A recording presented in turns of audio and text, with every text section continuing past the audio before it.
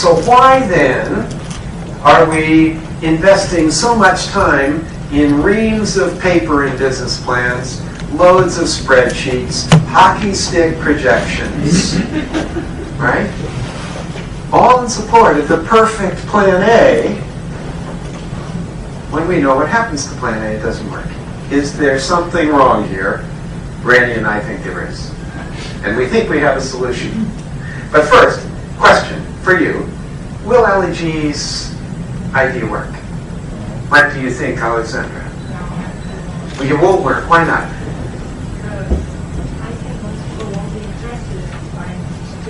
They don't need an ice cream glove?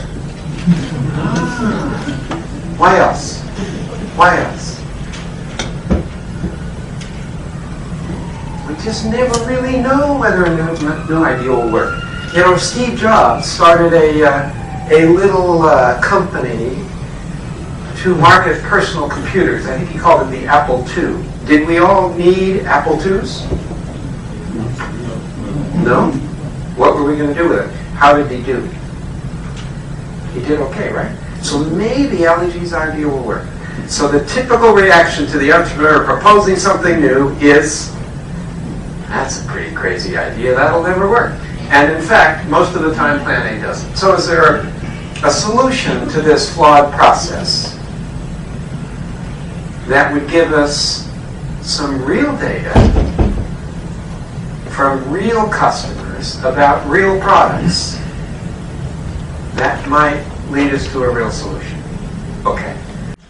Let me see if I understand the business modeling approach that you learn here in a terrific program like Do Future. Okay? Yeah, and the university. Okay, is this step one?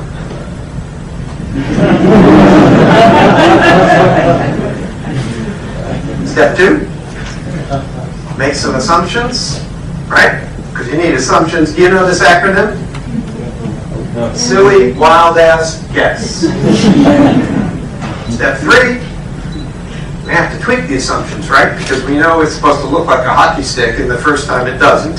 So we fiddle around with the assumptions until it looks like a hockey stick, and then voila, a couple of cases of beer, a couple of long nights, and you're rich.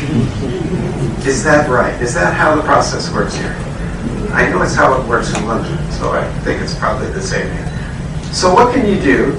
You could turn off Excel, and you could think instead in terms of the 5 building blocks that are in every business model. So you can think about, what's my revenue model?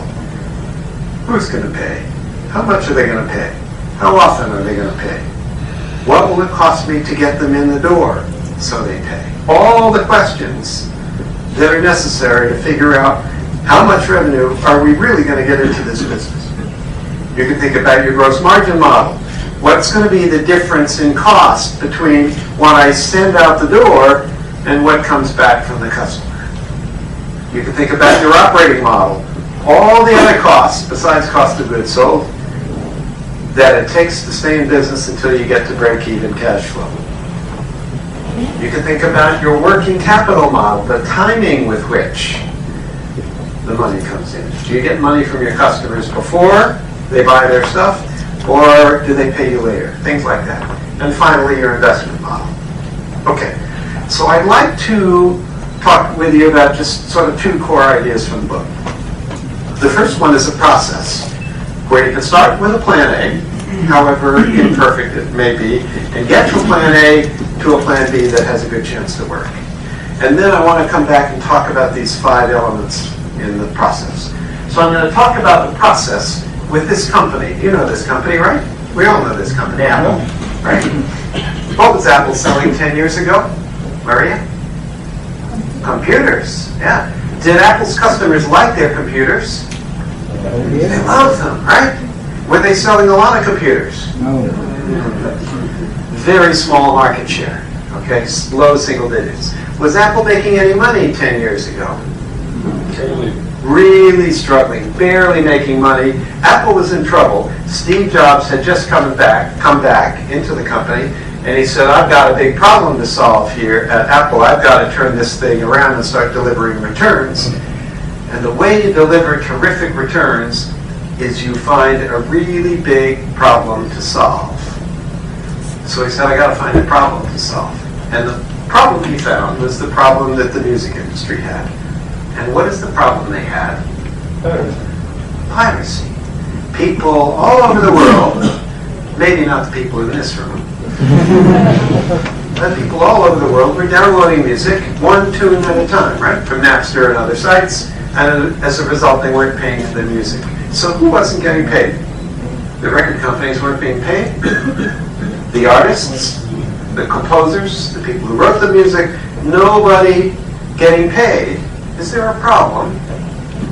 Those people have a big problem, right? Steve said, I think Apple could have a solution, at least a part of a solution to that problem. So what did he do? Rather than just looking inside at his idea, he said, has anybody done anything like this before? Turned out a couple companies had. A company called Sony, we all know that company. They had a product that had done really well, called the Walkman. They'd sold 300 million Walkman around the world. Is there demand for a portable music device? Pretty clear answer, right? A lot of people are buying Walkmans. He also said, how many Napster users are there? 26 million, and there are lots of other sites like Napster. Is there demand for music from the internet, one song at a time? Clear answer? Yes. Yeah, there is. Okay, so he learned a lot from some companies that had gone before. But there were two key issues that Randy and I call leaps of faith. A leap of faith is something you believe is true about your venture, but actually you don't have any evidence that you're right. And it's a crucial issue that if you're wrong, you're not going to have a business. But if you're right, then plan A is at least on track. So, what are the crucial leaps of faith for me? There are two. One is, can I get the music industry to play along? Because if the music industry won't play along with my solution and we get sued, then we're not going to have a business. So how do you test that one? He said, well, let's see. I think I'll call some musicians. So we called a guy named Don Henley. Don is the drummer for the rock group The Eagles. You know that group. And he said, Don, I'm Steve Jobs. I understand you have a little problem. You're not getting paid. I think I have a solution. We're going to do this iTunes store. Could we have your library to put on our digital store? Don Henley said, sure, we'd love to do that. Called some other musicians, same answer. And then who does he call, of course? The record companies. I understand you have a problem. I'm Steve Jobs. I think I have part of a solution to your problem. And by the way, I've already talked to your musicians, and they like my solution. Will you play ball? And the record industry said, yeah. But there was another problem, another question, another leap of faith that was a really tough one. We know people will download music one tune at a time. What we don't know is if they will pay for at least some of the music on their iPod, right? So, question for you guys, how many of you have paid for all of what's on your iPod? No hands go up, right? How many have paid for at least some of what's on the iPod? Yeah, a few of us have done that, right? So the question was, will people pay for at least some of the music? And there's only one way to know the answer to that question. You have to launch the site. You could do market research, but people, what they tell you isn't what they will do. So they launched the site, and on day one, do you know how many tunes they sold? 1 million tunes. Day one. Would that be a good first day for your venture? That'd be pretty good, right? First day, 1 million units sold. First year, 7 million sold. So, that's the process. Let me talk briefly about each of these 5 elements in a business model. And the first element I want to talk about is the revenue model. And I want to tell the story of 2 guys in the UK who wanted to build a fishing business. And they said, well, let's see, if you want to be in the fishing business, you have to have a boat, because the fish are out in the water. So they said, okay, we don't have enough money for a boat, but we do have enough money for just the hull of the boat, okay? So we'll buy a hull, and then we'll build out the rest of the boat. And when it's ready, we'll launch the boat, we'll make some money from fishing, then we'll buy another boat, and over time we'll grow a nice fishing business because we want to be in that business. So they bought a hull, they fitted out the hull, it was almost done, then somebody came up to them and said, "That's a really nice boat. Could I buy your boat?" Partner A said to partner B, "I don't know if we want to sell the boat because our plan is to go fishing, right? We don't want to sell the boat." Partner B said, "Well, tell you what, if we could get a really good price for the boat, let's sell the boat because then we could buy 2 hulls. And then we could fit those out, we launch even bigger, and we build a fishing business faster." So they asked for a really high price, they got the price, and they sold the boat. They bought 2 hulls, fitted out the second hull and the third hull, and just about finished, ready to launch, and what do you think happens again? Really nice boats. Can I buy those 2 boats? True story. Partner A says to partner B, "If you don't quit selling the boats, we're never going to get into business." The name of that company is Princess Maritime. They make yachts. Some of the most luxurious yachts in the world today. They've gotten really good at building boats. They have yet to go fishing. So sometimes the revenue doesn't come the way we think it's going to come.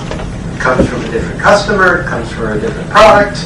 We don't actually know how it's going to work, but you can't learn how it works unless you get into the market and find out. So that's the revenue model. Gross margin model, this is one of the stories where Plan A is actually working really well. A company called Zynga. How many of you have played any of Zynga's games? A bunch of you, right? It's an online multiplayer game. Which game do you like best? I don't remember if I saw that logo. You've seen the logo. Okay, so they have these games you can play. And do you have to pay to play the game? No, it's free, right? You can play it for free. And one of the, I think their most popular game is called Farmville. So you can be a farmer online. I don't know why you want to be a farmer online. You know, whatever floats your boat, right? You can be a farmer. And if you're going to be a farmer, you have to have some land to farm. And you might need some tractors and better seeds and buy more cattle and all this stuff, right? And guess what? You can play the game for free, but if you want more land, you have to pay for more land. Or if you want one more tractor, you pay real money for a tractor. Question, what does it cost Zynga to sell you the tractor? Nothing, right? It's just a virtual tractor. You know, it's just an image that shows up on your screen. But you pay for it, right? So the gross margin model says, what's the percentage of gross margin? 100%. Would you like to be in a business with 100% gross margins? These guys are. Okay? Fantastic gross margins.